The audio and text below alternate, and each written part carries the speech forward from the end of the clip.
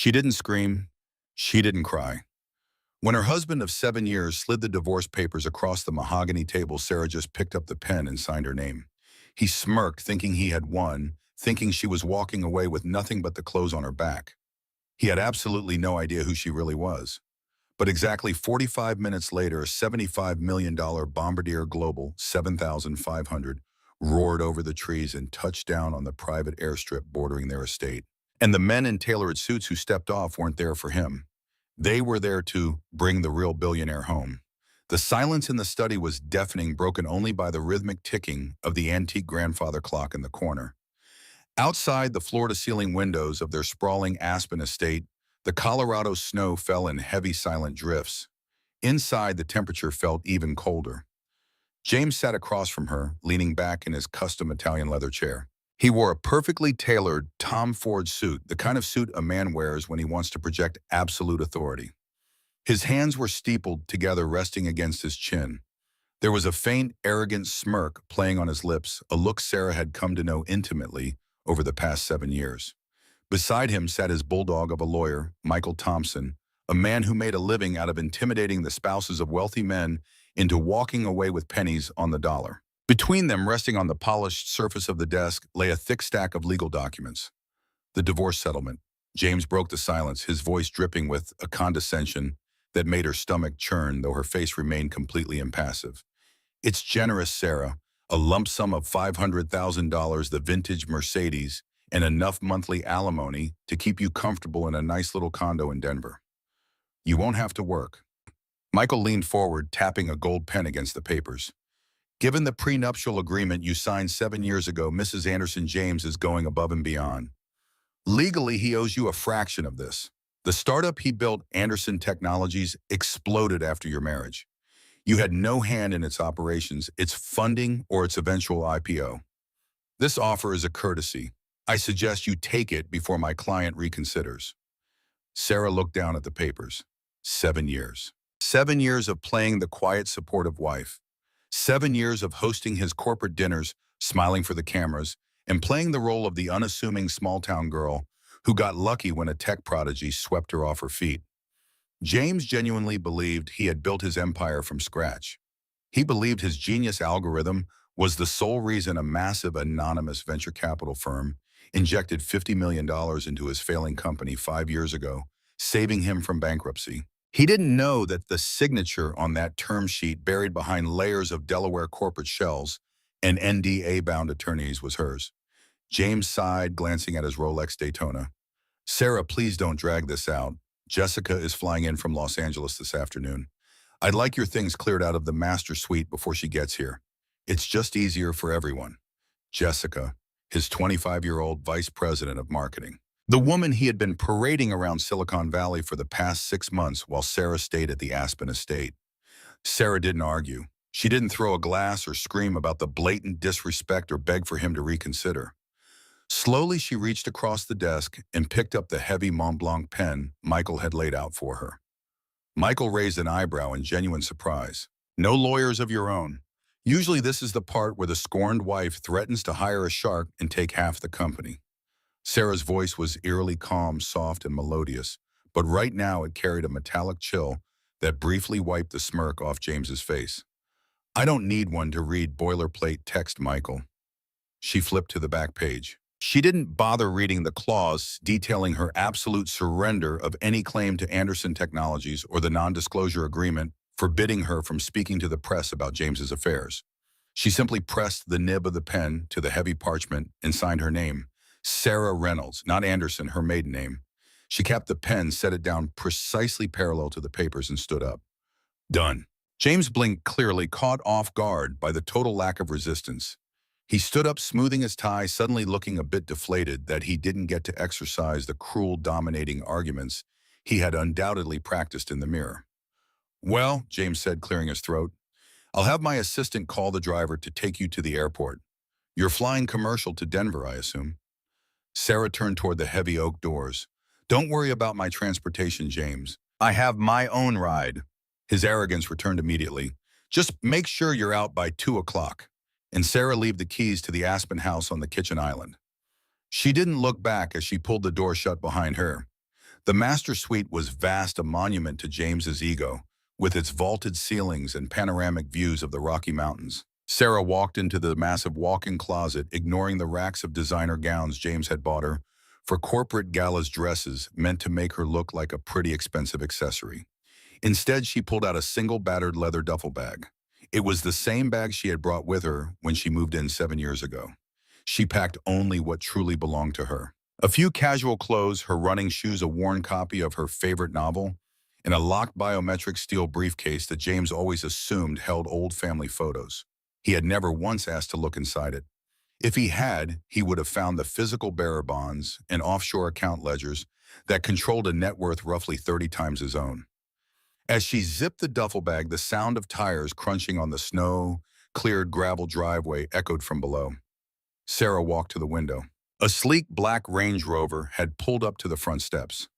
The driver hopped out to open the rear door, and out stepped Jessica. She was wrapped in a white mink coat, oversized designer sunglasses, shielding her face despite the overcast sky. She looked up at the house, her lips curved into a triumphant, possessive smile. Sarah watched as James burst out the front doors, abandoning the freezing temperatures in just his suit, and swept Jessica into his arms. They kissed right there in the driveway, a blatant display of victory. Sarah felt a strange sensation in her chest. It wasn't heartbreak, it wasn't jealousy, it was an overwhelming sense of relief. The charade was finally over. She had spent 7 years playing a character, hiding her true identity, to experience a normal life, to see if a man could love her for who she was, not for the empire her grandfather had built, and she had aggressively expanded. James had passed the initial test, but absolute power and newfound wealth had corrupted him completely. She grabbed her duffel bag and the steel briefcase, making her way down the sweeping mahogany staircase. As she reached the grand foyer, James and Jessica were just walking in. Jessica stopped pulling her sunglasses down the bridge of her nose to look Sarah up and down. She took in Sarah's simple cashmere sweater, faded jeans, and the battered duffel bag. "Oh," Jessica said, her voice dripping with fake sympathy. "You're still here. James said you'd be gone by noon." Sarah's tone was perfectly level. "I was just leaving." Jessica gestured to the duffel with a manicured hand. "Do you need help with your bag? We have staff for that. I mean, James has staff. I suppose you'll have to get used to carrying your own things now." James put a possessive hand on Jessica's waist. "Let her be, Jessica. Sarah is just trying to exit with some dignity." He turned to Sarah, his eyes cold. "The driver is waiting outside to take you to the commercial terminal in Aspen. Safe travels, Sarah. I hope you find whatever it is you're looking for." Sarah's eyes locked onto his. "I already have." For a split second, James saw something in her gaze, a terrifying, sharp intelligence, a predatory calm that he had never noticed before. It made him instinctively take a half step back. But before he could process it, she walked past them and out the front doors. She didn't get into the waiting black town car. Instead, she began walking down the long, winding driveway toward the secondary access road. James frowned, watching her through the glass sidelight of the door. "Where is she going?" he muttered to himself. "The commercial airport is 10 miles away." Jessica laughed, wrapping her arms around his neck. "Who cares? Let her walk. She's probably too proud to take your car. Now show me where we're going to put my new closet." Just beyond the sprawling pine trees that bordered James's 50-acre estate was the Aspen Valley private airfield. It was a highly exclusive strip, heavily guarded, catering only to the ultra-wealthy who flew private jets too large for the standard municipal airports. James himself kept a mid-sized Cessna Citation there, a plane he loved to brag about at dinner parties. Sarah walked through the snow-dusted trees, her boots crunching softly. She reached the heavy iron security gates of the private airfield. The guard in the booth, a burly man named Gary Young, who had worked there for years, saw her approaching. Normally, Gary would ask for ID and cross-reference a heavily vetted guest list. But as Sarah approached, Gary immediately stood up straight, his face pale, and hit the button to open the pedestrian gate. His voice was laced with absolute reverence. "Ma'am, we weren't expecting you to use this entrance. I would have sent a cart." Sarah smiled kindly. "The walk was refreshing, Gary. Is it prepped?" "On the tarmac, ma'am. Arrived 10 minutes ago. A TC cleared the airspace for a direct descent." Back at the estate, James was pouring 2 glasses of vintage Dom Perignon for himself and Jessica in the living room. He handed her a glass, smiling as she admired the massive stone fireplace. Suddenly, a low guttural roar began to vibrate through the floorboards. The crystal glasses on the bar cart rattled violently. The sound escalated from a low hum to an ear-splitting thunderous roar that seemed to shake the very foundations of the multi-million-dollar house. Jessica shrieked, covering her ears as the noise became deafening. "What on earth is that?" James rushed to the floor-to-ceiling windows. Looking out over the tree line, his jaw dropped. Descending from the heavy gray clouds, practically skimming the tops of the massive Colorado pines, was a leviathan of the Skipinine. It was a Bombardier Global 7500, one of the largest, most expensive, and longest-range private jets in the world. Its sleek white fuselage gleamed against the dull winter sky, accented by a striking minimalist matte black stripe down its side. James knew jets. He knew what a Global 7500 cost, upwards of $75 million, with a waiting list years long. Even the billionaires he aspired to be couldn't get their hands on one easily. Jessica came up behind him, her eyes wide. "Who is that? Is it Elon's or Bezos?" James stammered. "I don't know." He squinted, trying to make out the tail number as the massive aircraft banked slightly and touched down on the private strip just beyond his property line. The thrust reversers roared, kicking up a massive cloud of white snow. James was suddenly gripped by an intense curiosity and a desperate need to network. "Let's go look. If someone with that kind of capital is landing in my backyard, I need to know who it is." He grabbed his coat and rushed out the door, Jessica trailing excitedly behind him. They practically jogged down the driveway and cut through the tree line toward the airfield's perimeter fence. By the time they reached the wrought iron barrier, the massive jet had taxied to a halt near the VIP terminal. The air stairs slowly folded down from the fuselage. Two men in immaculate dark suits and earpieces descended first, taking up positions at the bottom of the stairs. They looked like ex-military, their eyes scanning the perimeter with professional paranoia. Then a sleek black armored Mercedes Maybach pulled up directly to the stairs. A man stepped out of the back, an older distinguished gentleman with silver hair, wearing a bespoke tailored topcoat. James recognized him instantly from the cover of the Wall Street Journal. It was Robert Williams, the elusive CEO of Williams & Partners, the massive wealth management firm that quietly managed fortunes for some of America's most powerful families. James gripped the cold iron fence, his breath visible in the freezing air. "My God, that's Robert Williams. The man is a kingmaker. If I can get a meeting with him." James watched his heart pounding with ambition as Robert stood at the bottom of the stairs, not boarding the plane, but waiting. From the VIP terminal, a lone figure emerged, walking across the tarmac toward the jet. She carried a battered duffel bag and a steel briefcase. James's breath caught in his throat. His brain refused to process the visual information. Jessica's voice trembled. "James, is that Sarah?" Sarah walked with a posture James had never seen before. Her shoulders were back, her stride confident and commanding.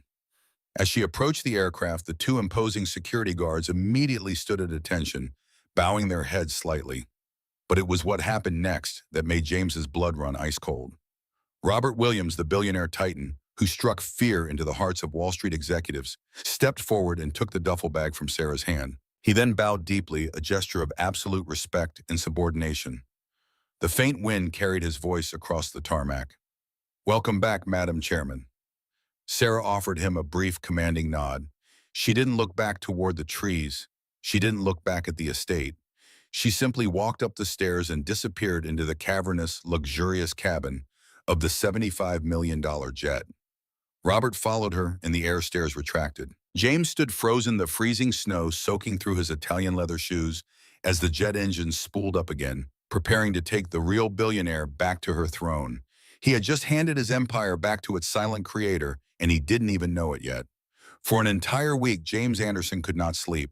Every time he closed his eyes, he saw the $75 million Bombardier jet, the subservient bow of a legendary wealth manager, and the terrifyingly calm posture of the woman he had just discarded like yesterday's newspaper.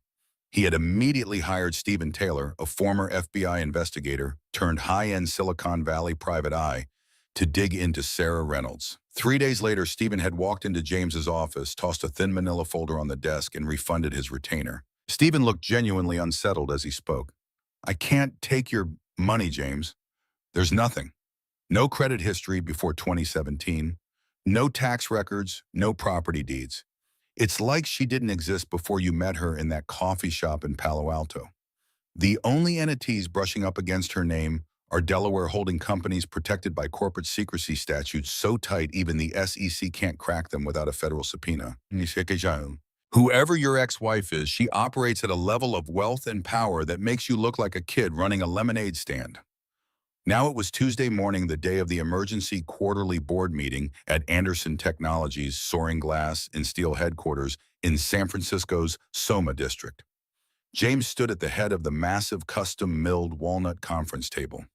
He adjusted the cuffs of his Brioni shirt, trying to project the aura of a tech visionary. Around him sat his board of directors, mostly aging venture capitalists and tech veterans, who usually nodded at his every word.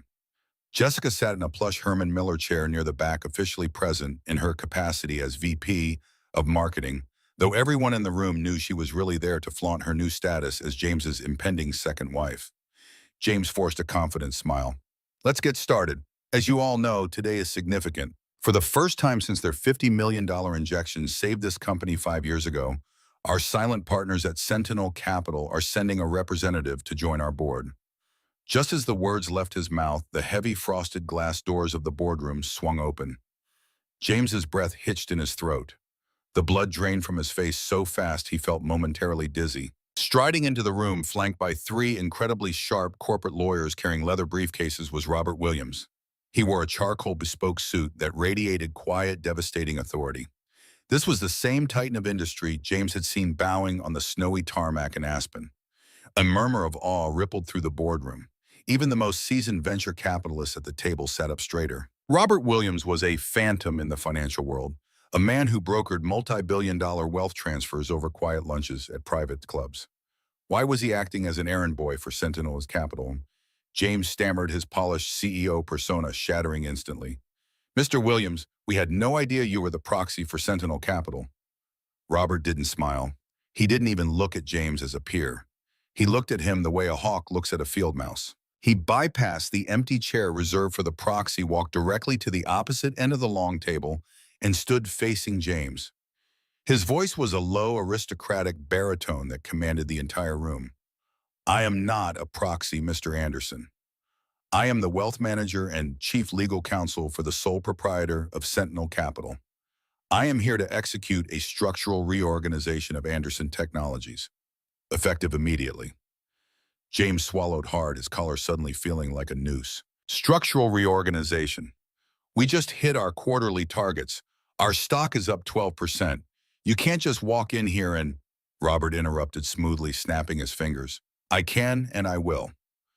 One of his lawyers stepped forward, placing a thick, black-bound dossier onto the table and sliding it down toward James. Because, Mr. Anderson, you are in flagrant violation of your licensing agreement. James scoffed, looking around the room for support. But the other board members were dead silent, terrified of drawing Robert's eye. Licensing agreement: Anderson Technologies' core algorithm is my proprietary code. I built it. I own it. Robert finally allowed a small, humorless smile to touch his lips. You really believe that, don't you? It is astounding how ego can rewrite a man's memory. He leaned forward, placing both hands flat on the walnut table. 7 years ago, James, you were broke. Your startup was failing. You were 6 weeks away from declaring Chapter 11 bankruptcy. And then miraculously, you invented a revolutionary data compression algorithm that changed everything. But you didn't invent it, did you? James's eyes darted nervously toward Jessica, who was suddenly gripping the arms of her chair. Her perfectly glossed lips parted in confusion. Robert continued, his voice echoing in the quiet room. You found it. You found proprietary research code buried deep in an abandoned MIT University server. You tweaked the user interface, slapped your name on it, and called yourself a genius. What you didn't know, because you didn't do your due diligence, was that the underlying architecture of that code was patented intellectual property belonging to a Boston-based tech incubator, an incubator wholly owned by Sentinel Capital. Panic, cold and sharp, pierced James's chest. That's a lie. The statute of limitations on software patents. Robert cut him off. The statute of limitations does not apply when you sign a retroactive licensing contract under the guise of an investment term sheet. 5 years ago, when Sentinel Capital invested $50 million into your company, it wasn't an investment in your genius, James. It was a settlement. You signed a contract giving Sentinel Capital the right to revoke your license to use our intellectual property at any time should you violate the morality and fiduciary clauses of the agreement. James felt his knees go weak. Morality clause. This is corporate America, not a monastery. You can't pull my company out from under me over a divorce.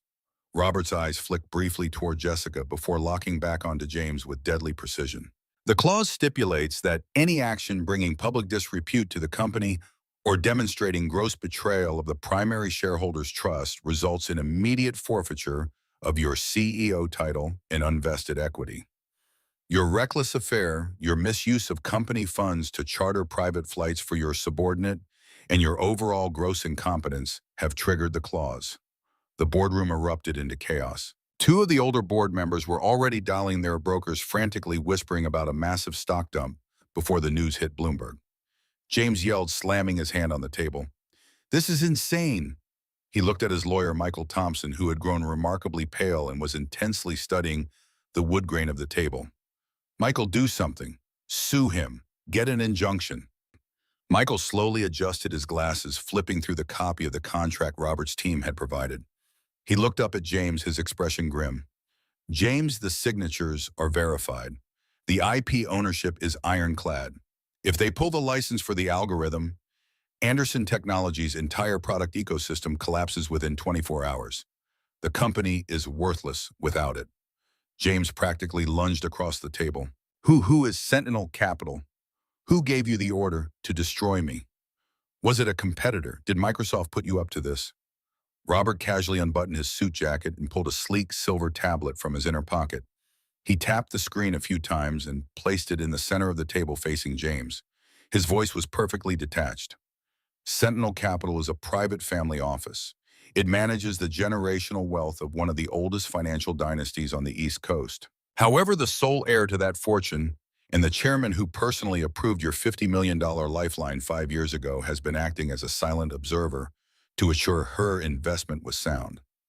The screen on the tablet flickered to life. A high-definition video feed connected. James stared at the screen. The background was a lavish modern office overlooking a skyline. Sitting behind a massive desk carved from a single block of black marble was a woman in a stunning razor-sharp white blazer. Her hair was perfectly styled, her posture radiating absolute terrifying power. It was Sarah, but it wasn't the quiet, unassuming woman who had baked him cookies and smiled politely at his tedious corporate dinners. This woman looked like a monarch. Her voice through the tablet speakers was crisp and devoid of any affection. "Hello, James." James's mouth opened, but no sound came out.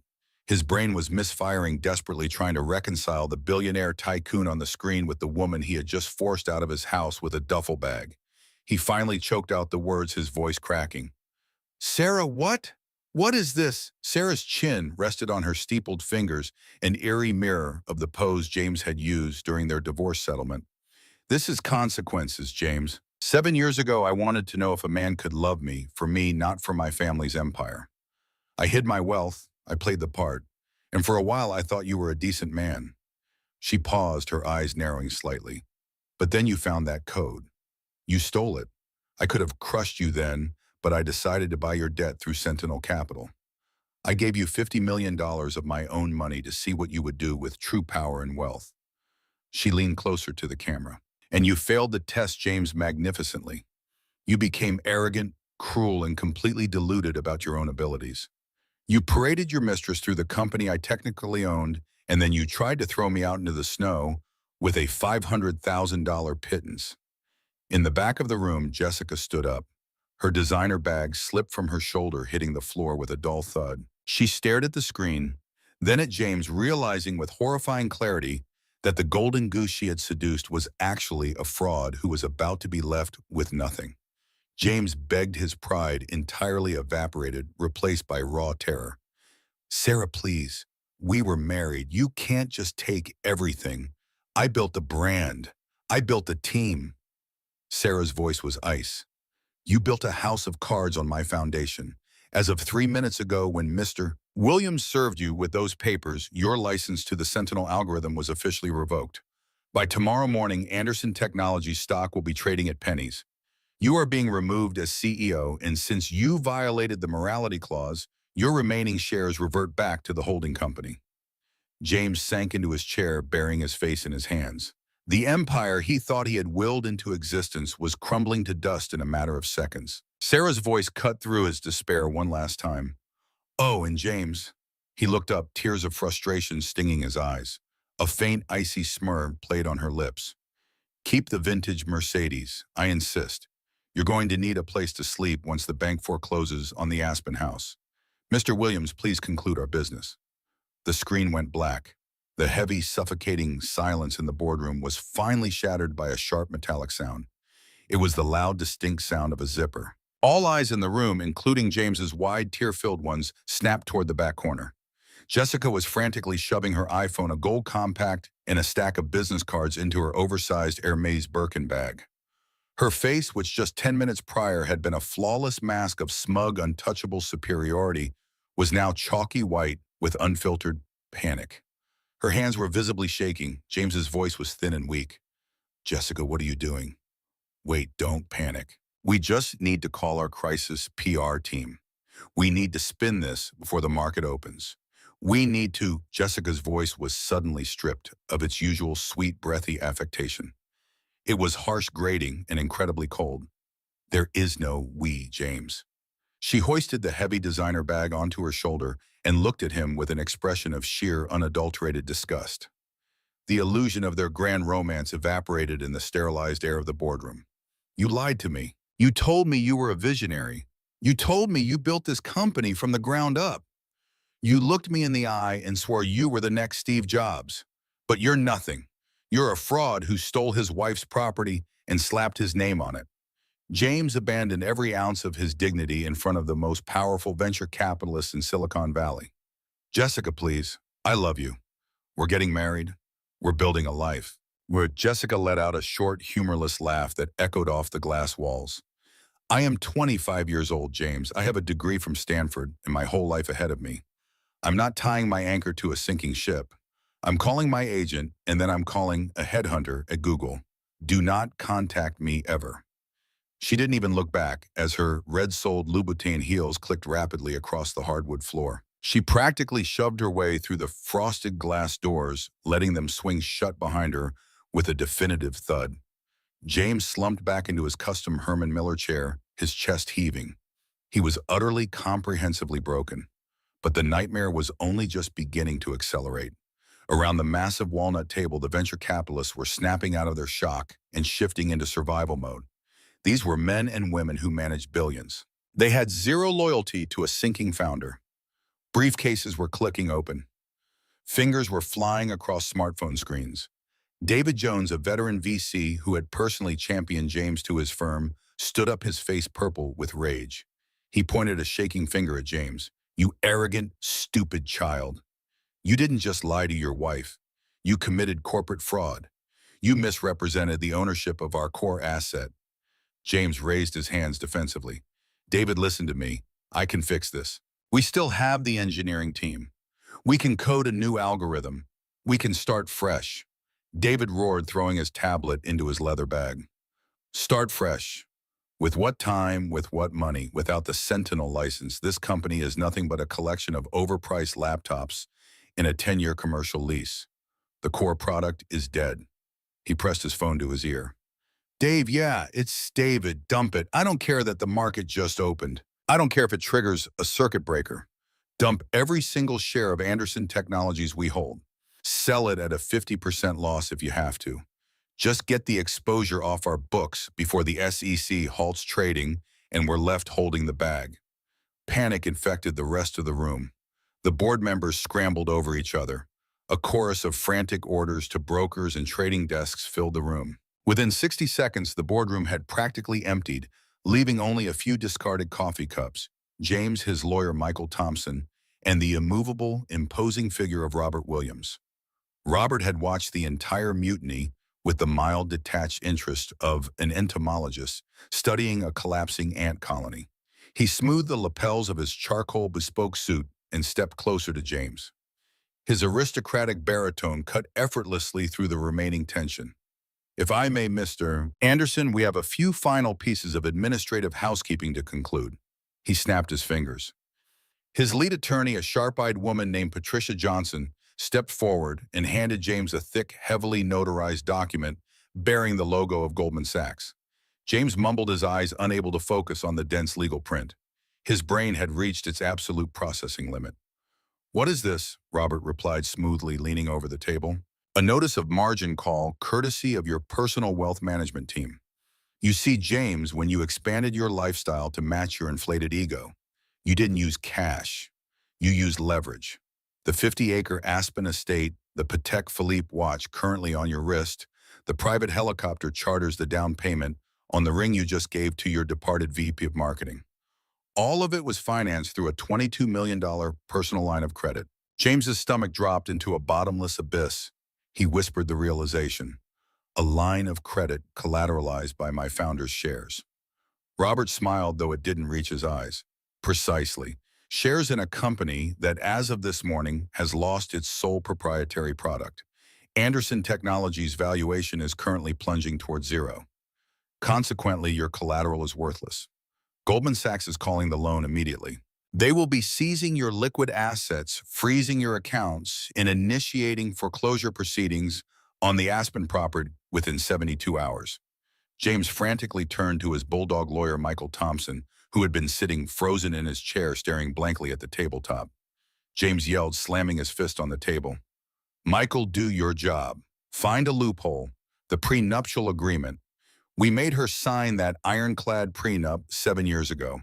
It says, I keep everything I built. Sue her for breach of contract. Sue Sentinel Capital." Michael slowly adjusted his glasses. He looked exhausted, suddenly appearing 10 years older. He reached out and pulled the Sentinel contract toward him, cross-referencing it with a digital copy of the prenuptial agreement he had pulled up on his laptop. His voice was quiet. "I can't do that, James." James screamed, his face flushed with panicked rage. "Why not? You drafted the damn thing. You said it was bulletproof." Michael looked up at James with a mixture of pity and professional detachment. "It is bulletproof. That's the problem, James. When we drafted this prenup, you insisted on making it as aggressive as legally permissible. You wanted to ensure that Sarah could never touch a single dime of your future wealth, your companies, or your intellectual property." James's voice was desperate. "Exactly." Michael tapped his pen against the screen. "In doing so, we included an absolute reciprocal firewall. We legally isolated all of her premarital assets, trust funds, and corporate holdings from you. We waived your right to discovery regarding her family's wealth. Sentinel Capital is a distinct corporate entity based in Delaware. It is a third party. Sarah didn't attack you as your wife.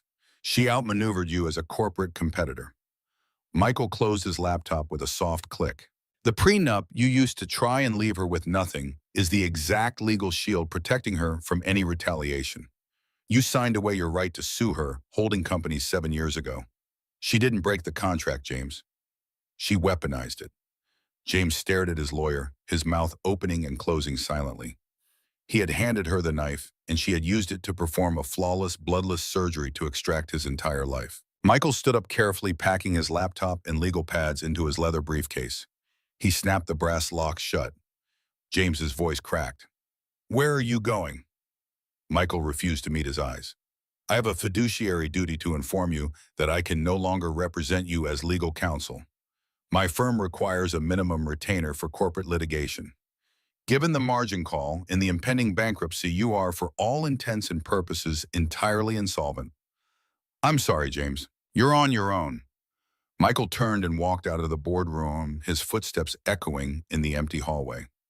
James sat perfectly still, the silence of the room pressing in on him from all sides. He looked at the empty chairs, the discarded coffee cups, and the massive glowing monitors on the wall displaying the Anderson Technologies logo, a logo he no longer owned. Robert Williams buttoned his suit jacket, signaling to his legal team that their work here was done. His tone was utterly devoid of sympathy. "Building security is currently disabling your keycard access, Mr. Anderson. You have exactly 10 minutes to clear your personal effects from the CEO's office before you are escorted off the premises for trespassing. I suggest you take the stairs. The executive elevator has already been locked. Robert turned on his heel and walked out, his pristine leather shoes making no sound against the floor. James was left sitting entirely alone at the head of the massive walnut table. He looked out the floor-to-ceiling windows at the sprawling San Francisco skyline, a city that just yesterday he believed he had conquered. He looked down at his shaking hands, realizing with absolute terrifying clarity that when Sarah signed those divorce papers, she hadn't walked away with nothing. She had walked away with everything. James drove back to Aspen alone that evening, 6 hours through mountain highways, in his Porsche 911, a company car that would be repossessed by Friday.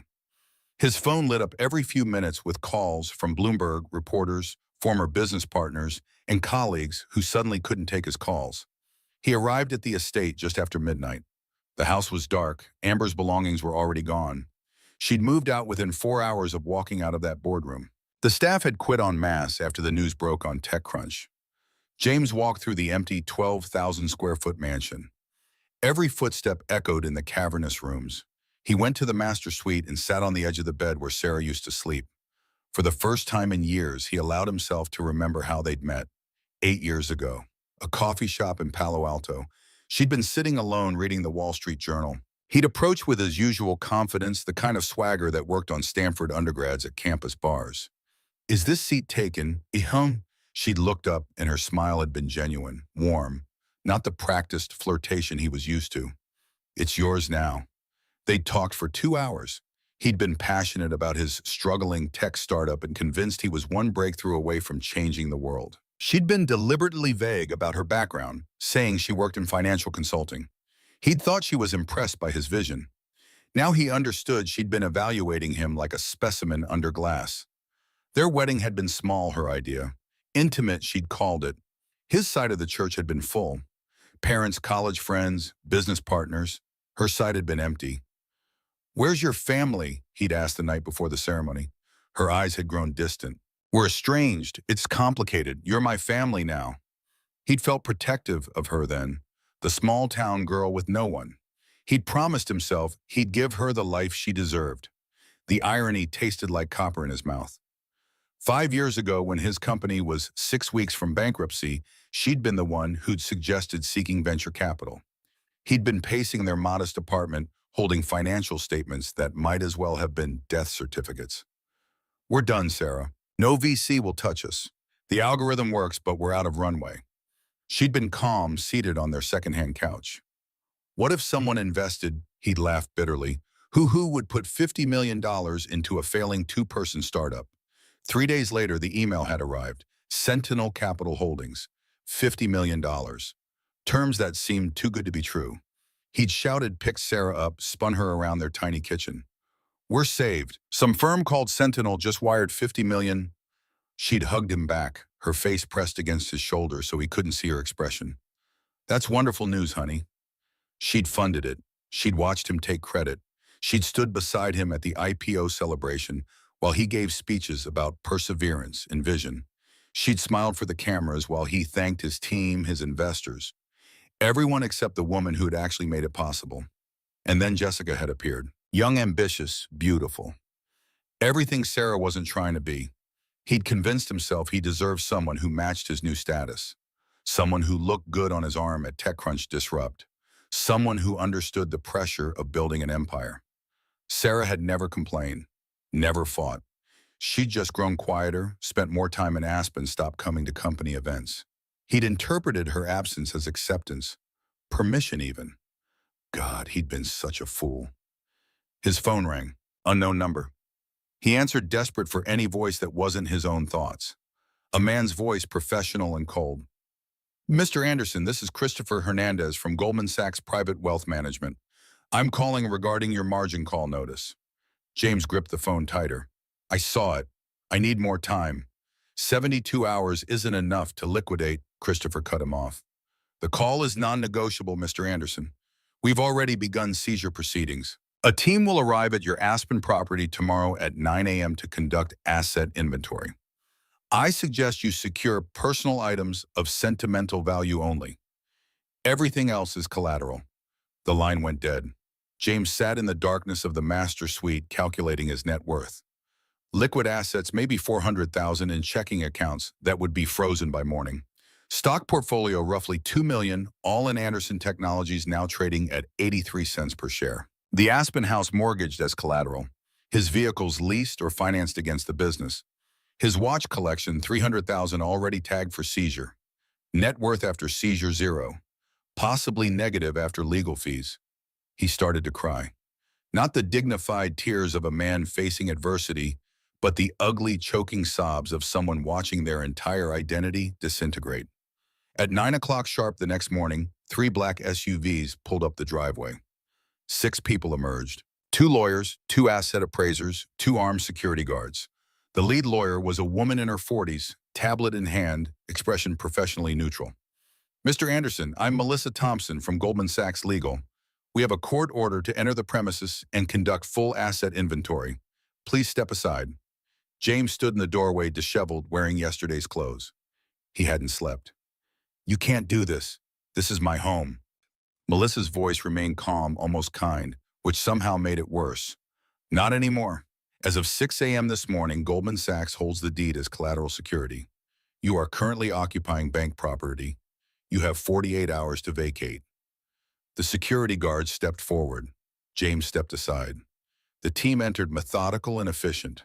They cataloged everything: the custom Italian leather sofas, the $40,000 mahogany dining table, 2 original Rothko paintings in a Basquiat that Sarah had always hated, but James had insisted made him look cultured, his wine cellar with over 500 bottles of rare vintages. The home theater system, every piece of technology. They moved to his walk-in closet. The Tom Ford suits, the Brioni shirts, the Hermes belts. One of the appraisers approached him. "Sir, I need you to remove the watch on your wrist. It's listed as collateral." James looked down at his Patek Philippe, $85,000. He'd bought it for himself the day after the IPO, a symbol of arrival, proof he'd made it.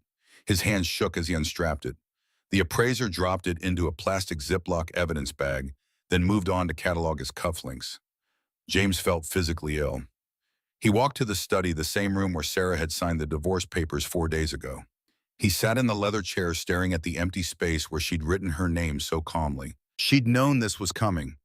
Every move choreographed. While he'd been savoring his victory, she'd been watching him sign his own execution warrant.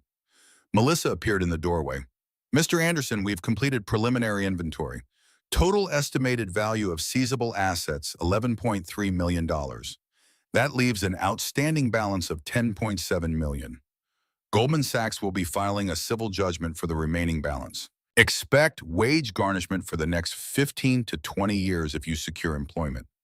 James let out a hollow laugh. "Employment? Who's going to hire me? I'm the CEO who built a billion-dollar company on stolen IP and his ex-wife's money." Melissa's expression didn't change. "That's not my concern, Mr. Anderson. You have 48 hours. She left. The afternoon brought another visitor. David Jones, the venture capitalist who championed him from the beginning, appeared at the front door without calling first. His face was still red with rage. James opened the door, started to speak. "David, listen." David pushed past him into the foyer. "You have nerve, James, absolute nerve. Do you have any idea what you've done?" Redwood Ventures had $47 million in Anderson Technologies stock.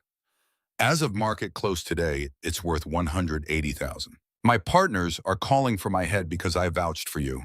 I told them you were the next Zuckerberg. James's voice was defensive, small.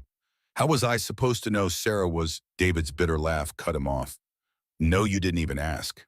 When Sentinel Capital offered you $50 million, did you do any due diligence? Did you ask who they were? Why they were investing? Or were you so desperate, so blinded by ego that you just signed and spent?" James had no answer. David walked closer, his voice dropping to something more dangerous than shouting. "You earned nothing. You stole code from an MIT server.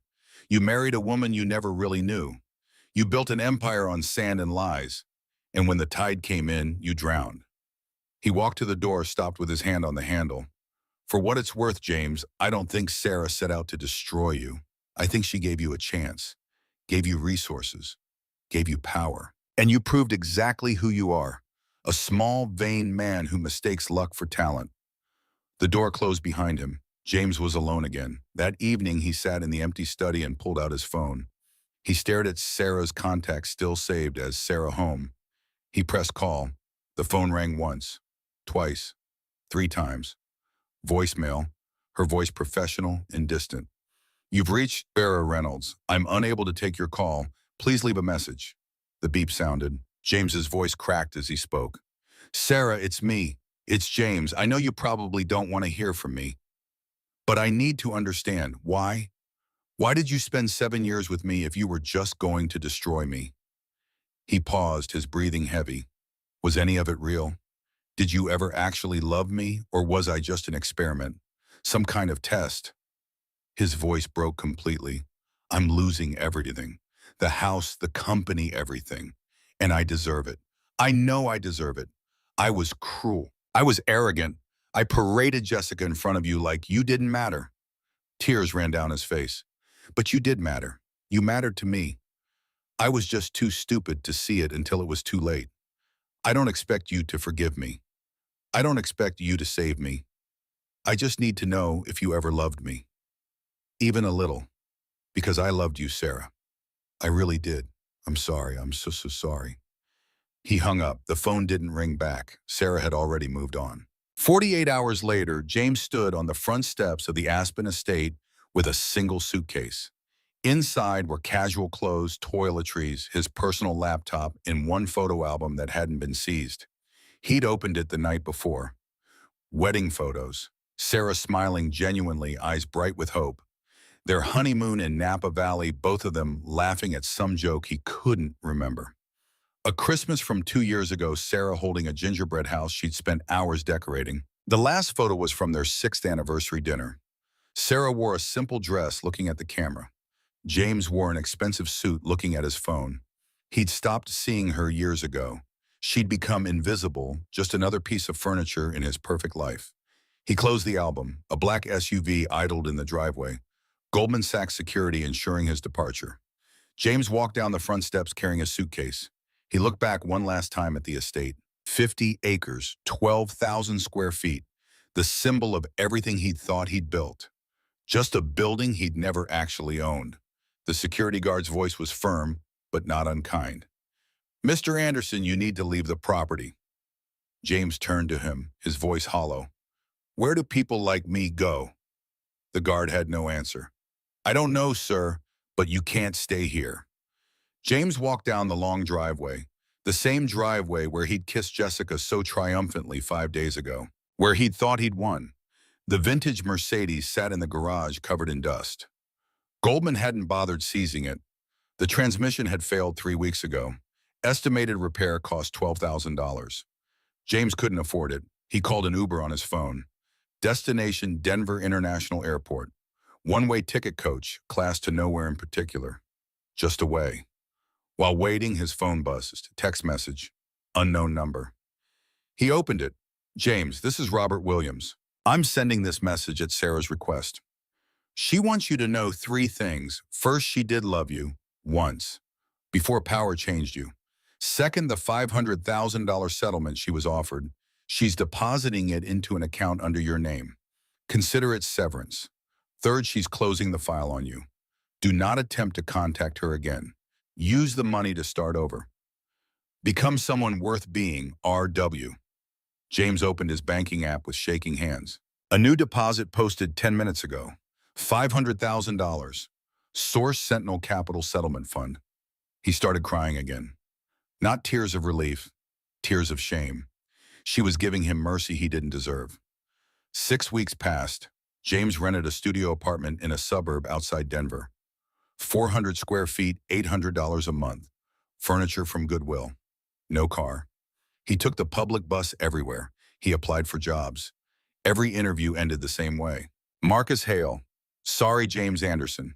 The James Anderson from the Anderson Technology scandal. A pause, sometimes sympathetic, always final. We're going in a different direction. The news coverage hadn't stopped.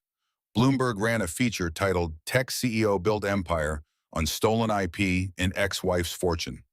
TechCrunch published a think piece called The Fall of James Anderson, A Cautionary Tale. The Wall Street Journal's investigative team uncovered the full story of Sarah Reynolds, the mystery billionaire who'd reclaimed her stolen company. James read the Journal article on his phone sitting on the second-hand couch in his studio. The piece described Sarah as intensely private, brilliant, and strategic. One anonymous source close to her said something that haunted him. She doesn't seek revenge, she simply ensures that debts are paid.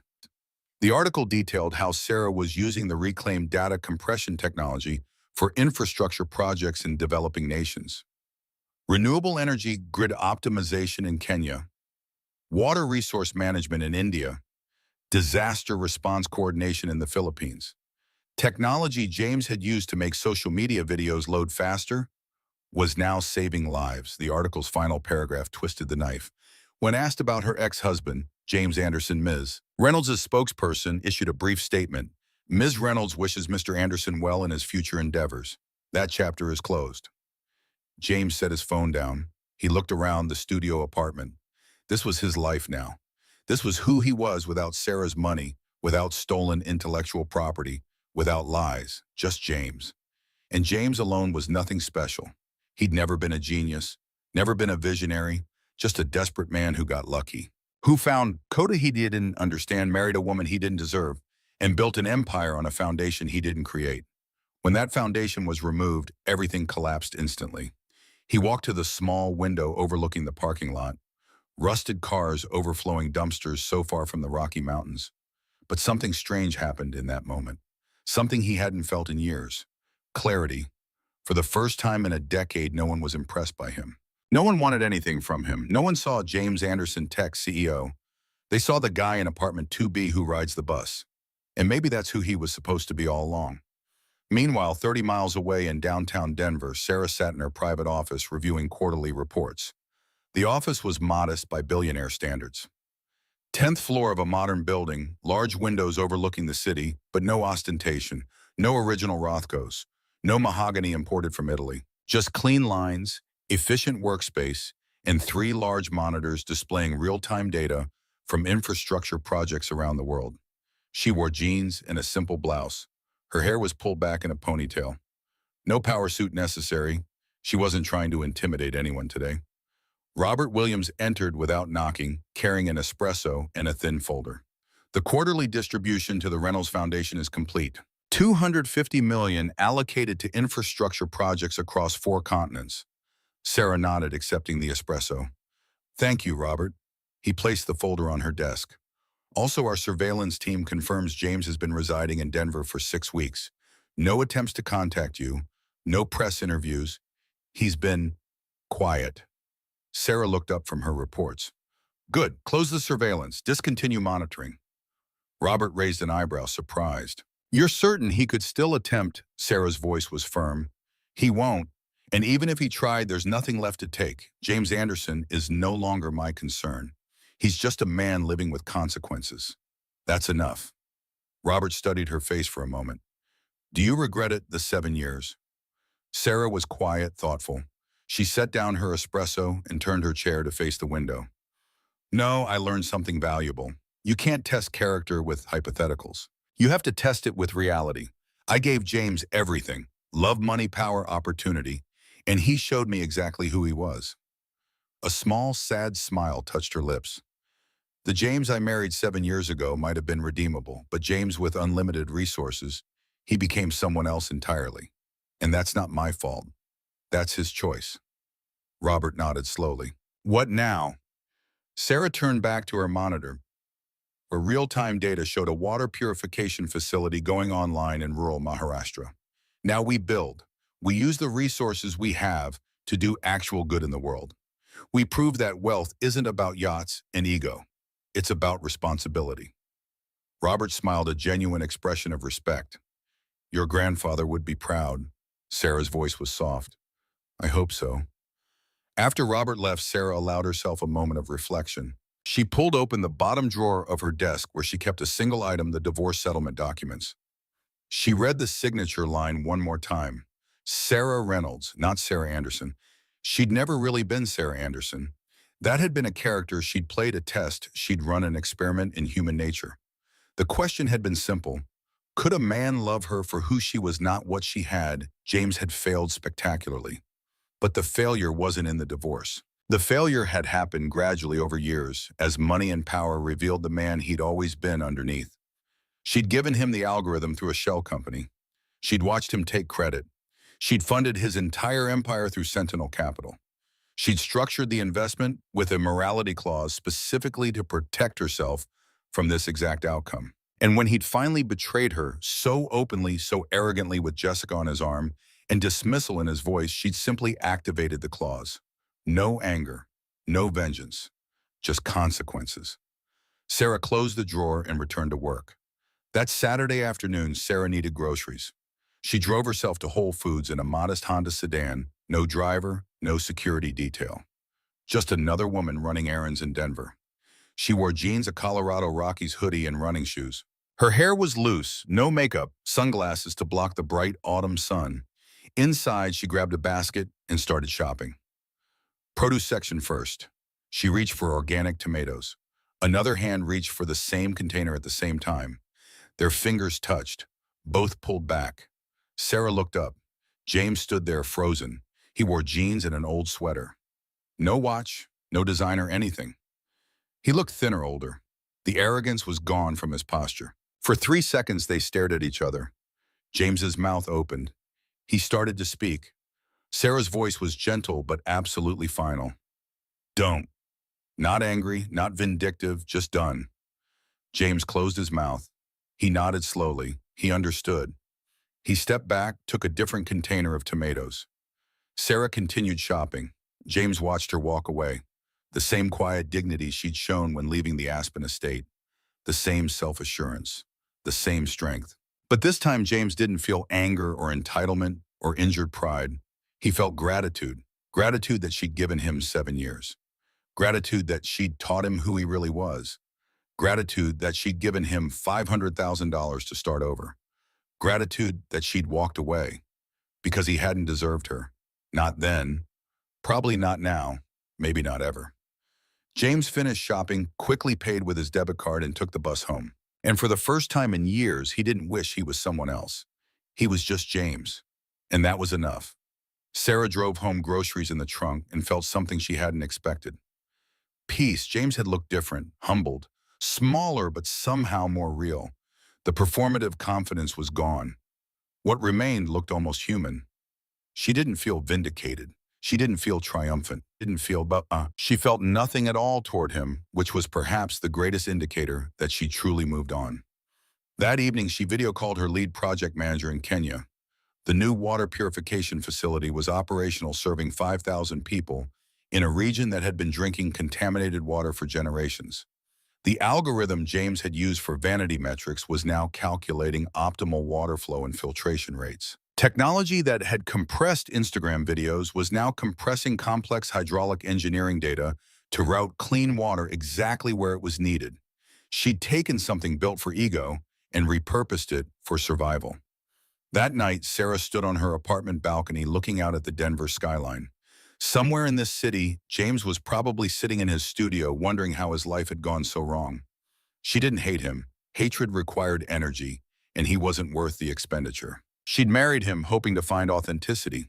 Instead, she'd found a man who would steal, lie, and betray to maintain an image of success he'd never actually earned. The lesson wasn't about James. The lesson was about power. Power doesn't create character. It reveals it. She'd given James a fortune and watched him become a fraud. She'd taken it away and watched him finally become honest.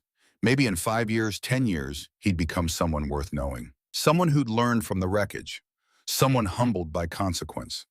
But that wasn't her story to witness. Her chapter with James Anderson was closed, filed away, complete. She went inside, closed the balcony door, and returned to work. There were water treatment facilities to build renewable energy grids to optimize disaster response systems to coordinate. There was a world to fix, and she was finally free to fix it. 15 years earlier in Boston, a younger Robert Williams had been sitting in his home office when his daughter disappeared. Emma Williams, 8 years old, taken by professionals who knew exactly how to evade police detection. The ransom demand had come quickly. $10 million wire transfer, or they'd kill her. Robert had the money. He managed wealth for some of the richest families on the East Coast. But the kidnappers had gone silent after the initial demand. The deadline was approaching, and Robert had no way to pay them. He'd been frantic, calling every contact, every law enforcement connection, everyone who might help. His phone had rung, an unknown number, an elderly man's voice calm and authoritative. "Mr. Williams, this is Harrison Reynolds. I understand your daughter is in danger." Robert had been confused, desperate. "How did you know?" "My granddaughter Sarah told me. Your firm manages a small trust for our family. That makes you family to us. I'm wiring $15 million to your account right now, no questions asked. I'm also sending a private security team. Former Navy SEALs. Your daughter will be home by morning." Robert's voice had broken. "Mr. Reynolds, I can't accept." "You can, and you will. When Sarah takes over the family fortune, you'll serve her as loyally as you've served me. That's how you repay this." 12 hours later, Emma had been returned safely. The kidnappers arrested. Robert had held his daughter, sobbing with relief. 10 years ago, at Harrison Reynolds' funeral, Sarah had stood alone at her grandfather's grave. Robert had approached, knelt beside the headstone. "Your grandfather saved my daughter's life. I swore an oath to him that day. Whatever you need, whenever you need it, I am yours to command." Sarah had helped him stand, her voice gentle. "Then help me disappear, Robert. I want to know if someone can love me, not for what my grandfather built." "Consider it done, Madam Chairman." For 7 years, Robert had watched Sarah play the role of a simple woman married to a mediocre man. He'd structured the Sentinel Capital investment to protect her. He'd built the legal framework that would allow her to take everything back if James failed her test. And when James had failed, Robert had executed the plan perfectly. Now walking to his car after leaving Sarah's Denver office, Robert felt the satisfaction of a debt finally repaid. Harrison Reynolds had saved his daughter. Robert had protected Harrison's granddaughter. The circle was complete. James spent the next several weeks in a routine. Wake up, search job listings, apply, get rejected, repeat. The $500,000 sat in his account untouched except for rent and food. He was terrified to spend it, terrified it would disappear, terrified he'd wake up and discover even this mercy had been revoked. One Tuesday, he saw a posting for a junior sales associate position at a regional software company. They sold accounting software to dental practices and small medical offices. The salary was $45,000 a year plus commission. He applied expecting nothing. 2 days later, they called him in for an interview. The hiring manager was a woman in her 50s, tired eyes, kind face. She'd clearly done her homework. "So, James Anderson, you're the CEO from the news." James had learned not to lie. "Yes, ma'am. The one who built his company on stolen code and his ex-wife's money." "Yes, ma'am." She studied him for a long moment. "Why should I hire you?" James took a breath. "You shouldn't. I'm overqualified on paper and underqualified in reality. I've never done honest sales work. I've never had to earn trust. I've spent my entire career being handed things I didn't deserve. But I'm here because I need to learn how to actually work. And I promise you I will show up every day, I will follow the script, and I will not pretend to be more important than I am." The hiring manager tapped her pen on the desk. "You start Monday, 8 a.m. Don't be late." James almost cried. "Thank you." "Don't thank me yet. This job is hard. Most people quit within 6 months. Prove you're not most people." Monday morning, James sat in a cubicle with a headset, a computer, and a script. Around him, 20 other sales associates made cold calls to dental offices across the Mountain West region. His supervisor, a man named Daniel Lopez, walked him through the basics. "You'll make about 60 calls a day. Maybe 5 will actually talk to you. Maybe 1 will schedule a demo. You need 3 demos a week to hit minimum quota. Commission starts after that. Questions?" James shook his head. "No, sir." "Good. Start dialing." James picked up the phone and made his first cold call as a junior sales associate. The receptionist hung up on him before he finished his second sentence. He dialed the next number. By the end of the week, he'd made 290 calls. He'd scheduled 1 demo. Daniel Lopez stopped by his cubicle Friday afternoon. "Not bad for week 1. Most people don't close anything in their first week." "You did okay, Hale?" Just Hale. Not Mr. Anderson, not CEO Toem. Just his last name like everyone else. It felt honest. That Saturday, James saw a flyer at the public library. The local food bank needed volunteers to teach basic computer skills to job seekers. 2 hours Saturday mornings. He signed up. The following Saturday, he sat in the food bank's community room with 6 people who'd been out of work for months. He taught them how to write a resume in Microsoft Word, how to set up an email account, how to search job listings online. One woman, probably in her 60s, thanked him with tears in her eyes. "I've been trying to figure this out for months. Nobody had time to show me. Thank you." James felt something unfamiliar. Purpose. Small, modest, but real. He kept volunteering every Saturday. 3 months passed. James hit quota consistently. He moved up from junior associate to associate. His commission checks started arriving. Nothing dramatic, but enough to prove he could actually earn money through work instead of theft. He kept the studio apartment, kept taking the bus, kept living simply. The $500,000 from Sarah sat mostly untouched. He decided to use it only for emergencies. A nest egg, a reminder of mercy he hadn't deserved. One evening his phone buzzed. Email from the Wall Street Journal. They were doing a follow-up piece on the Anderson Technologies collapse. They wanted a comment. James stared at the email for a long time. He could ignore it. He could decline. He could write something bitter and defensive. Instead, he replied with 2 sentences. "I have nothing to add to the public record. I'm focused on becoming someone worth being." He hit send and closed his laptop. That phrase, "become someone worth being." Robert Williams had written it in the text message. Sarah's word, delivered through her attorney. It had felt like an accusation then. Now it felt like a roadmap. James Anderson, the fraud CEO, was gone. Destroyed. Erased. What remained was just James. A man with no empire, no reputation, no power. Just a man with a cubicle, a volunteer shift, and a chance to build something real from nothing. For the first time in his life, that felt like enough. 6 months after the boardroom collapsed, James Anderson woke in his Denver studio at 6 in the morning. The alarm chimed. He showered, dressed in slacks and a button-down from Target, made instant coffee, and caught the number 15 bus to work. The regional software company occupied the 3rd floor of an unremarkable office building near the Denver Tech Center. James swiped his badge, nodded to the security guard, and took the elevator up. His cubicle sat in the middle of a grid of 40 identical spaces. Gray fabric walls, a desk with 2 monitors, a chair that squeaked. A small photo frame held a picture of the Rocky Mountains he'd downloaded from a stock photo website. He logged into the call system and started dialing. Quota for the week: 3 scheduled demos. He'd hit it every week for 3 months straight. His supervisor had stopped checking on him. Reliable, invisible, exactly what the job required. Lunch meant a walk to the public library 2 blocks away. He was teaching himself Python through free online courses, not because he thought he'd build another empire, because he wanted to understand what he'd once stolen. By 2 in the afternoon, he'd closed 2 demos, ahead of quota. He clocked out at 5, took the bus home, 40 minutes each way. He used the time to read. Currently a biography of Andrew Carnegie, a robber baron who had spent his later years giving away everything he'd taken. James wondered if men like that ever found peace. At home, he made pasta with sauce from a jar, ate standing at the counter, staring out at the parking lot below. His phone sat silent. No calls, no texts, no one checking on him. The solitude didn't feel like punishment anymore. It felt honest. Saturday morning arrived with its own rhythm. James took the bus to the Denver Community Food Bank, where he'd been volunteering for 5 months. The coordinator, Angela Young, greeted him with familiar warmth. "Morning, James.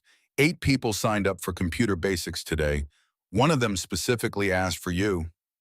The class met in a multi-purpose room with 6 donated desktops. Students ranged from teenagers to retirees, all struggling with technology the rest of the world took for granted. James taught them how to format a resume, attach files to email, navigate LinkedIn. Basic skills that were barriers to employment. After class, an older woman approached. Gray hair in a bun, weathered hands, someone who'd worked physical labor her entire life. "My daughter says you're patient, that you don't make people feel stupid." Heat rose in James's face.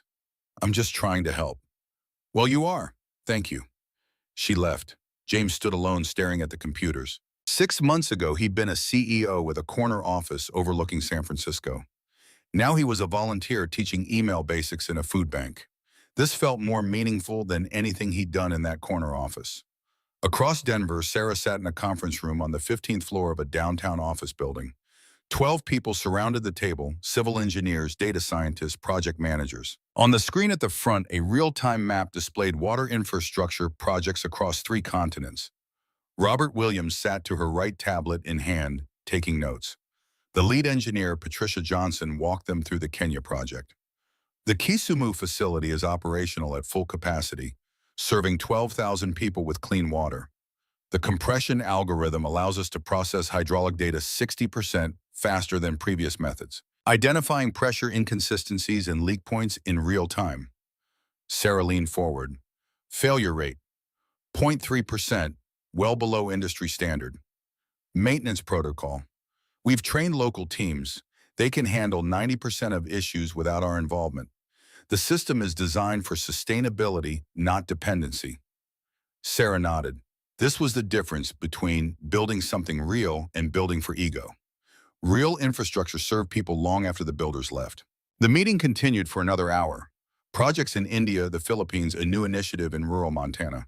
Sentinel Capital had quietly become one of the largest private funders of infrastructure technology in the world. After the meeting, Robert walked with Sarah back to her office. The board is asking about succession planning. Sarah glanced at him. I'm 34, Robert. Succession can wait. Your grandfather started planning when he was 32. Sarah stopped walking, turned to face him directly. My grandfather also worked himself into an early grave. I watched him die for this. I'm not interested in the same ending. Robert's expression softened. He'd be proud of what you've built, not just the money, the purpose, one time. Then he'd understand why I need to live long enough to see it through. They reached her office. Robert hesitated at the door. There's something else. Our quarterly review flagged an anomaly. Someone's been accessing archived Sentinel Capital documents through a legal discovery request. Corporate filings from 5 years ago. The request came from a law firm in Boulder. Sarah's expression didn't change, but her tone sharpened. Who initiated it? The law firm won't disclose their client, but the documents are all related to the Anderson Technologies investment. Sarah was quiet for a moment. James is barred from litigation under the settlement terms. I know, which means either he's violating the agreement or someone else is digging. Keep monitoring. If James is behind this, we'll deal with it. If it's a journalist or competitor, we'll handle that too. Robert nodded and left. Sarah sat at her desk, staring at the infrastructure data on her monitors. For 6 months, she'd successfully moved on. James had become a footnote, a closed chapter. But the past had a way of refusing to stay buried. That evening, Sarah met Rachel Flores at a restaurant in Cherry Creek. Rachel was already seated, wineglass in hand, reading something on her phone. You're late. Sarah slid into the booth. Infrastructure meeting ran long. Saving the world is time-consuming. They ordered dinner. Rachel worked as an investigative journalist covering corporate malfeasance. She'd been one of the reporters who broke the Anderson Technologies story. Rachel set down her wineglass and leaned forward. I need to ask you something. I'm working on a follow-up piece. 6 months later, where are they now? I need to know if you'll go on record. Sarah's guard went up immediately. No. Expected, but here's the thing. Someone's been feeding me information about Sentinel Capital. Documents, financial records, board meeting transcripts. Stuff that should be locked down. Sarah felt ice run through her. What kind of documents? The original term sheet. The morality clause. The IP licensing agreement. Everything that proves you owned Anderson Technologies from the beginning. That's all public record now. Rachel shook her head. Not all of it. I've got internal Sentinel memos that were never disclosed.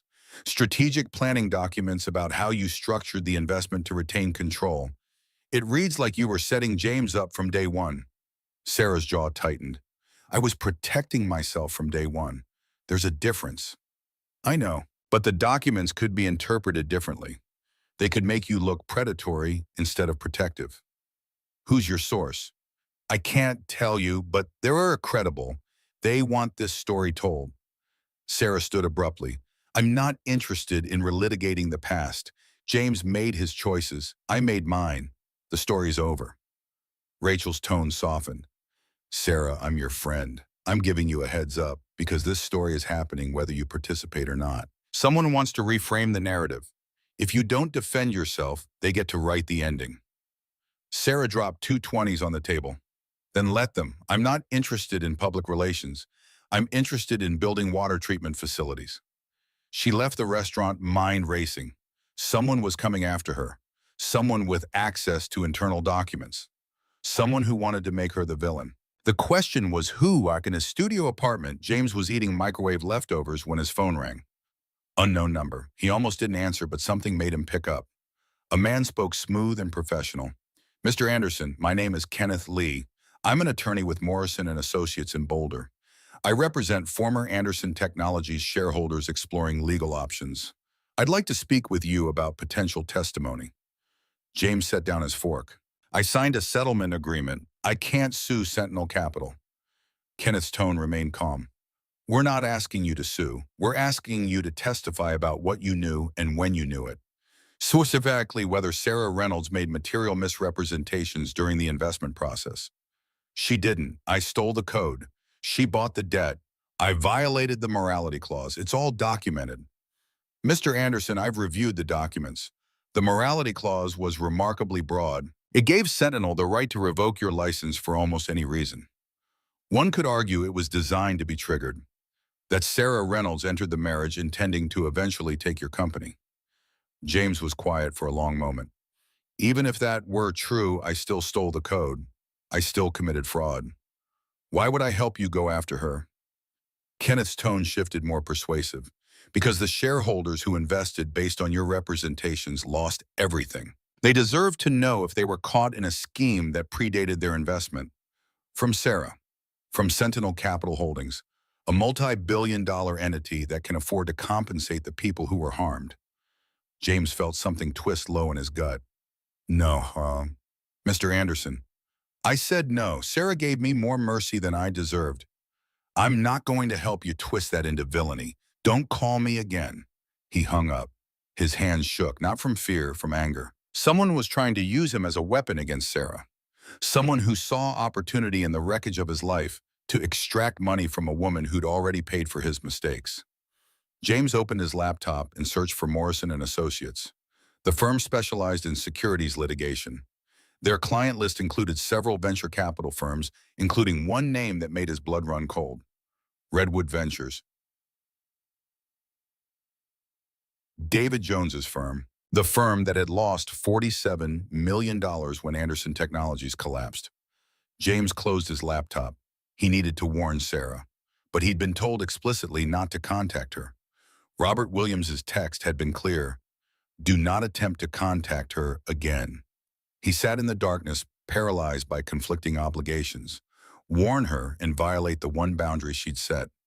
Stay silent and let her walk into an ambush. In the end, there was only one person who could deliver a message without violating Sarah's directive. James dialed a number he'd found through LinkedIn. It rang 4 times before someone answered. Robert Williams's tone was cool, professional. This is Robert Williams. James kept his tone steady. Mr. Williams, this is James Anderson. I know I'm not supposed to contact Sarah, so I'm calling you instead. Someone from Morrison and Associates just contacted me. They're representing former shareholders in a lawsuit against Sentinel Capital. They wanted me to testify that Sarah engineered the collapse. I said no, but I thought she should know. There was a long pause. You said no. Yes, sir. Whatever Sarah did, she had the right to do it. I'm not going to help anyone twist that.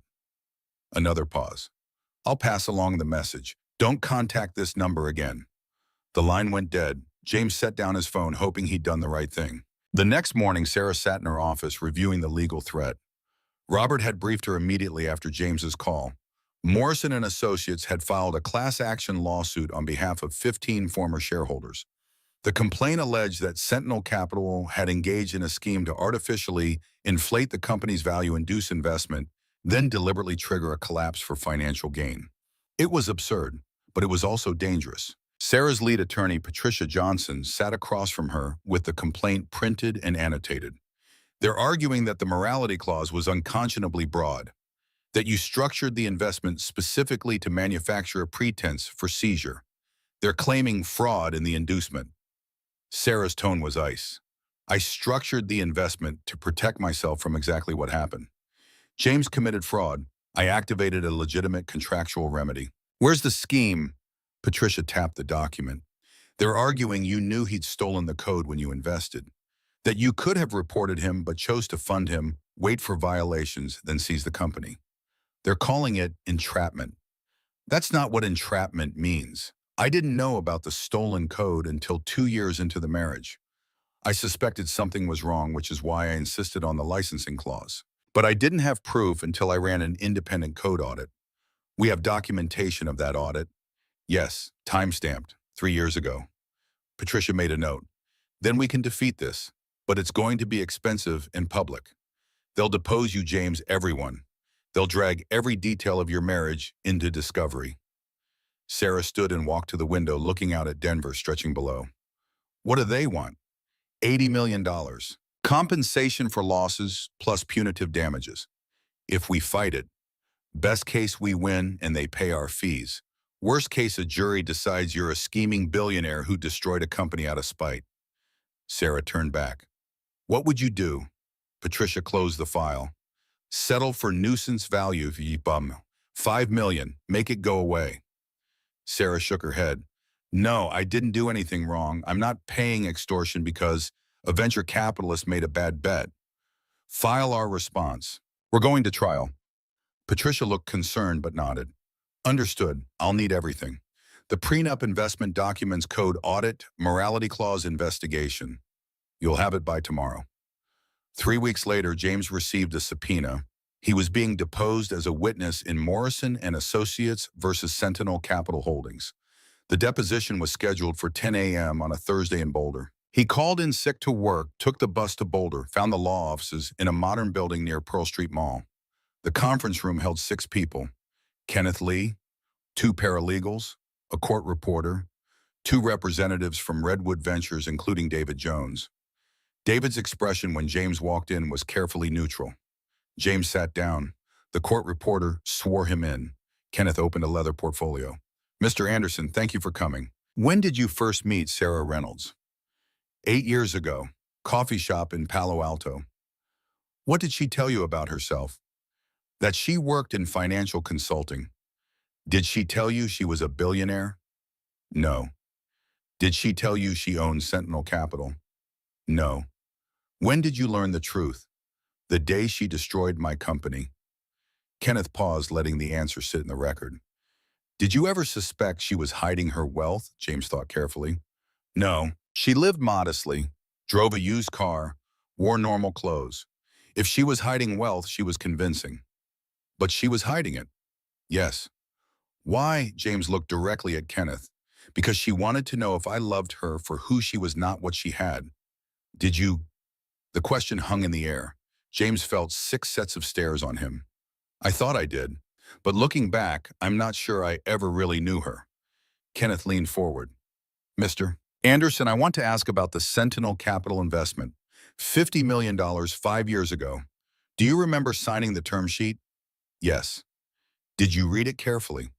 I read it. I don't know if I read it carefully. Did you understand the morality clause? I understood there were behavioral conditions. I didn't think they'd apply to me. Why not? Because I didn't think I'd do anything to violate them. Kenneth pulled out a document. This is the morality clause. It states Sentinel may revoke your license if you engage in actions bringing public disrepute or demonstrating gross betrayal of the primary shareholder's trust. Did Sarah Reynolds explain what that meant? No, my lawyer reviewed the contract. He said it was standard. But it's not standard. Most investment agreements don't give the investor the right to seize the entire company based on subjective moral judgments. James saw where this was going. Are you asking if Sarah set me up? Kenneth's expression remained neutral. I'm asking if you believe the morality clause was designed to be triggered. James was quiet for a long moment. He thought about Sarah signing the divorce papers, her calm, her preparation, the jet waiting 45 minutes later. She'd known. She'd always known. But knowing and trapping were different things. I think Sarah protected herself. I think she wrote a contract that gave her an exit if I turned out to be the kind of man who'd betray her. I proved her right. Kenneth pressed harder. But you didn't know you were being tested. You didn't know your marriage was probationary. You didn't know your wife was secretly your largest investor watching your every move, waiting for you to make a mistake. James felt anger rising. I made plenty of mistakes. I stole code. I committed securities fraud. I cheated on my wife. Sarah didn't make me do any of that. She just refused to pay for it. David Jones spoke tone tight. She funded a fraud, let it grow, induced third-party investments, then pulled the rug out. That's market manipulation. James turned to face him directly. You invested in my company because you thought I was a genius.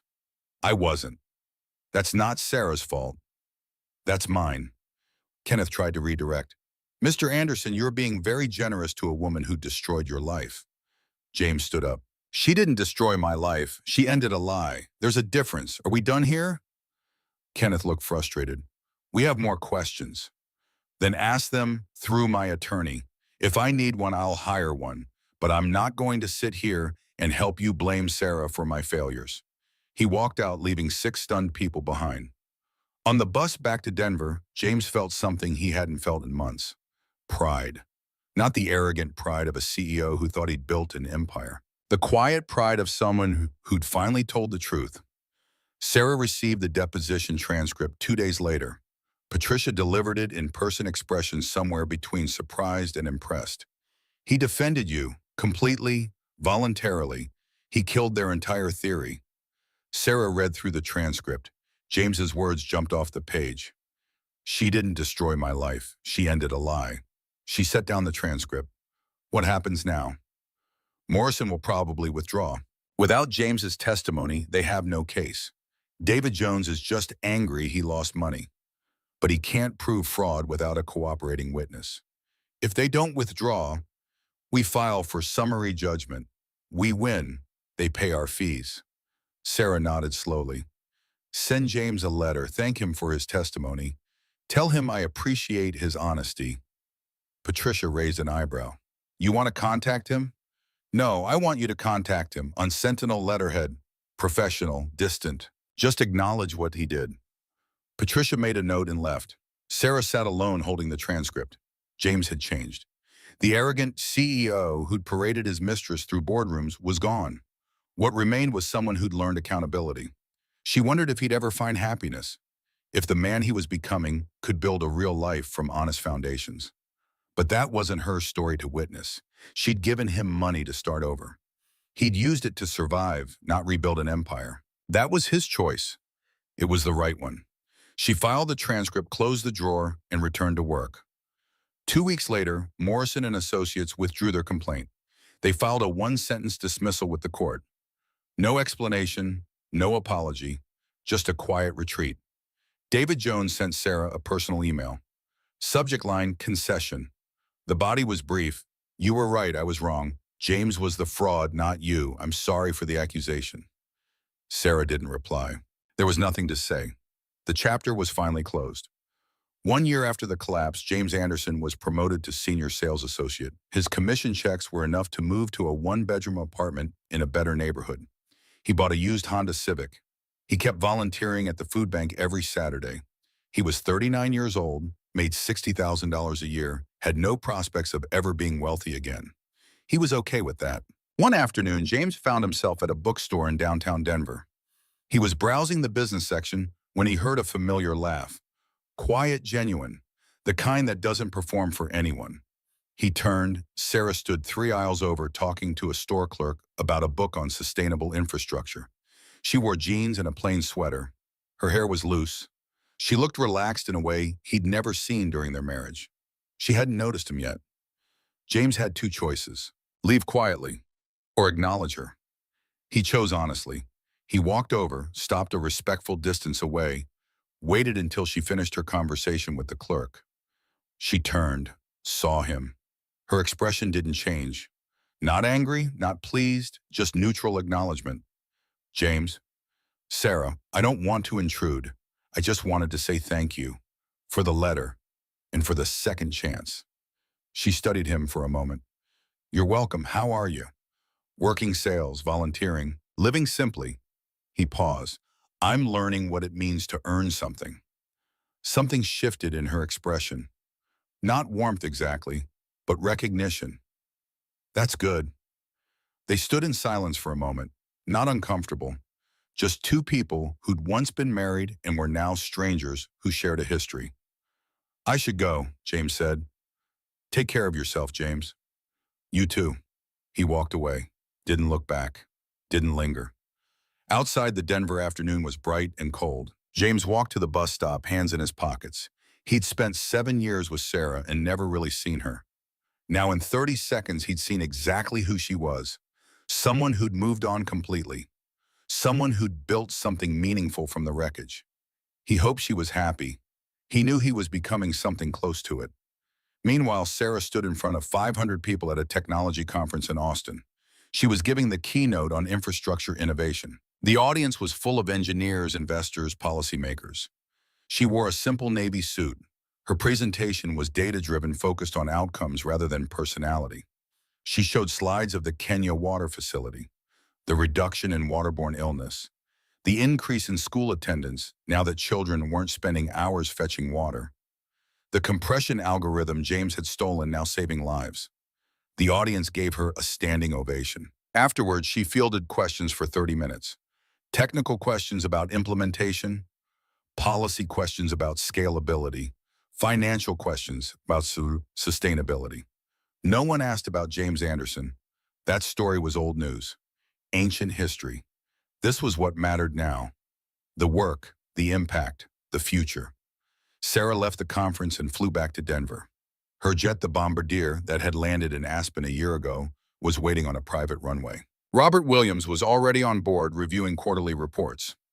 Good speech. Stanford wants to collaborate on research. Sarah settled into her seat. Forward the proposal to Patricia. If the science is sound, we'll fund it. The jet took off, climbing above Austin. Sarah looked out the window at the world below. Thousands of lives, each one a story. She'd been part of James's story for 7 years. He'd been part of hers. But stories weren't meant to loop forever. They were meant to end so new ones could begin. She pulled out her tablet and opened a proposal from a team in Montana. They wanted to build a renewable energy grid for 3 rural counties. The technology was sound, the need was real, the impact would be measurable. She approved the funding. The jet flew through the night, carrying her back to the life she'd built from the ruins of a marriage that should never have happened. She didn't think about James anymore. Not with anger, not with regret, not with anything at all. He was a closed chapter, a lesson learned, a test passed. Power didn't change people. It revealed them. Sarah had been revealed as someone who built. James had been revealed as someone who took. But revelation wasn't destiny. James was learning to build slowly, honestly, from nothing. Sarah was learning that some foundations once destroyed should never be rebuilt. The jet landed in Denver at 2 in the morning. Sarah went home, made tea, worked until dawn. In 6 hours, she had a meeting about a water project in New Mexico. In 12 hours, a call with engineers in the Philippines. The world kept turning. The work continued. She was exactly where she needed to be.